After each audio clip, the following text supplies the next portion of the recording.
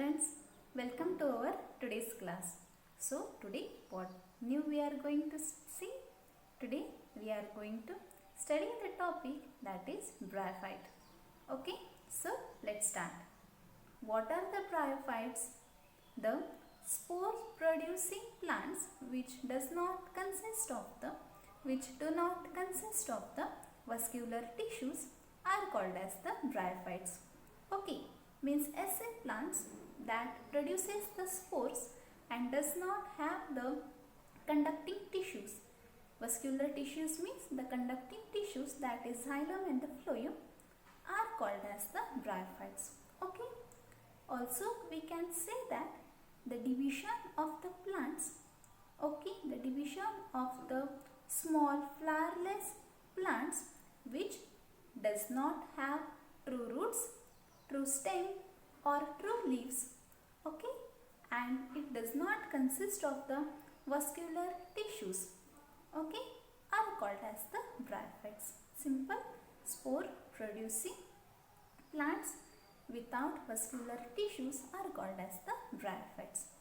Okay, so now the bryophytes have certain characteristics. The Thallophyta, bryophyta also consists some characteristics. Okay, so we will see which are these characteristics. Okay, now you understood what are bryophytes. Bryophytes means the spore producing plants without the vascular tissues are called as the bryophytes. So then what are the characteristics of these bryophytes? The first characteristics of the bryophyte is that they are the thalloid. Okay, thalloid means what? See these plants are somewhat differentiated. Okay, the body of these plants are differentiated, but it does not consist of the true leaves, true stem and true roots. Okay, instead of the roots, they consist of the root-like structure that is called as rhizoids for the absorption of the nutrients and the water. Okay, thalloid means their body is undifferentiated into, means which does not consist of the true roots, true stem or the true leaves. Okay, but they consist of the root-like structure which is called as the rhizoids for the conduction. Okay, this one is the first characteristics, that it is a thalloid. Okay, now the second characteristic is that they are multicellular. Multicellular means all the life processes in the bryophytes takes place with the help of the multiple cells. Multiple cells are involved in the life processes of the bryophytes. Okay, our third characteristic is that they are the autotrophic plants. Okay, as the bryophyte consists of the chlorophyll, so they can produce their own food with the help of the photosynthesis. Okay, so they contains chlorophyll and they synthesize their food through the process of photosynthesis. Okay, means they are autotrophic. Again, the fourth characteristic is that they produces the spores. Okay, they produces spores means why they produces the spores? For the reproduction, means the reproduction in the bryophyta takes place with the help of the spores. Okay, and the another characteristic is that it is the very unique characteristic, means the bryophytes are called as the amphibians of the plant kingdom. Okay, bryophyta को क्या कहा जाता है? Bryophyta को amphibians कहा जाता है plant kingdom में. Okay, now you know what are amphibians? Means the organisms which can survive both in water as well as in the land. They are called as the amphibians. But why these bryophyta are called as the amphibians? Because they live on the soil.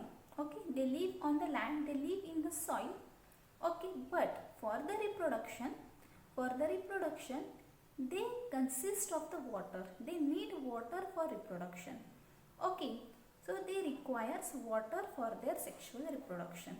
That's why they are called as the amphibians. Means even though these plants lives in the soil, Okay, they needs the water for their sexual reproduction. That's why these bryophyta are called as the amphibians of the plant kingdom. Okay, understood this? So, which are the characteristics of the bryophyta? First, they are thalloid. Second, they are autotrophic. Third, they are multicellular. Fifth, they produces the spores.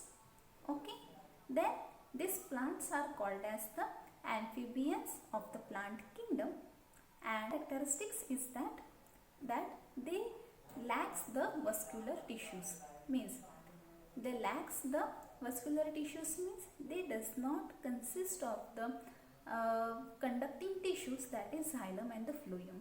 Okay, but they consist of the root like structure, that is called as the rhizoids, for the conduction of the nutrients and the water. Okay, so these are the characteristics of the division bryophyta. Okay, see students, this bryophyta also contribute in our nature. So how they contribute? What are the importance of this bryophyta? As this bryophyta can grow on the barren land or the bare rocks, इसके ऊपर वो grow कर सकते हैं. That's why what they can do, they can initiate the soil formation in the barren terrain land. Okay, as they grows on the rocks, वो rocks पे grow हो सकते हैं, इसीलिए वो क्या कर सकते हैं, they can initiate the formation of the soil in that particular place. Okay, and second, its importance is that as this soil, the second importance is that they maintains the soil moisture. Okay, what does they do? They maintains the moisture in the soil. Because of this, they helps in the recycling of the nutrients in the forest vegetation. Okay, they helps to preserve the nutrients, to helps to recycle the nutrients in the forest vegetation. Okay, these are the importance of this bryophyta. First one, they helps in the formation of the soil. Okay, second one, they also helps in the soil erosion, means helps in the soil erosion means they prevents the soil erosion, and again they are very useful to preserve the nutrients in the soil. Okay, to recycle the nutrients in the soil. Okay, these are the importance. Now which are the examples of the bryophyta? The examples of the bryophyta are, first example is the moss, which we also called as Funaria. Okay, the second example is the Margentina. Okay, and the third example is the Anthoceros. These are the examples of the bryophyta. Okay, so now among these examples, the moss is a common bryophyte. Okay, and this moss also have many importance. Okay, moss mostly we called it as the Funaria. Mostly what this moss does, this moss helps in the as they grows on the soil. Okay, as they grows on the soil. Okay, barren land, they what does this moss can do? This moss helps to prevent the soil erosion. Soil erosion को prevent करने में वो मदद करता है. Okay, then it is can be used as a mulch. It is used as a mulch to preserve the water or to absorb the water. Means water the mulch हम क्या करते हैं, किसी भी लैंड पे हम स्प्रेड करते हैं, उसकी वजह से क्या होता है, जो ट्रांसपिरेशन है सॉइल का वो क्या हो जाता है, इवापोरेशन वो स्टॉप हो जाता है. मीन्स वो क्या करके रखता है, वो वाटर को एब्सॉर्ब करके रखता है ताकि वो सॉइल में क्या कर सके, सॉइल में वाटर की क्वांटिटी मेंटेन कर सके. ठीक है, this is the use of the moss. Again what does it do, as it absorbs the water okay from the soil, so it also helps in the water purification. It helps in the water purification. Then in many nurseries this sphagnum moss is used for the culturing method. जो भी growth media है, culturing methods means जो भी growth medium के लिए हम sphagnum moss का nurseries में हम इस्तेमाल करते हैं. Okay, so this are the uses. हाँ, okay, again one is that this mosses can sometimes be edible. We intake this moss, okay, sometimes. So These are the this was all about bryophyta. Water bryophyta, the characteristics of the bryophyta, their importance and their examples. Okay, this was all about our today's class, today's topic. So I hope you all have understood it. Thank you.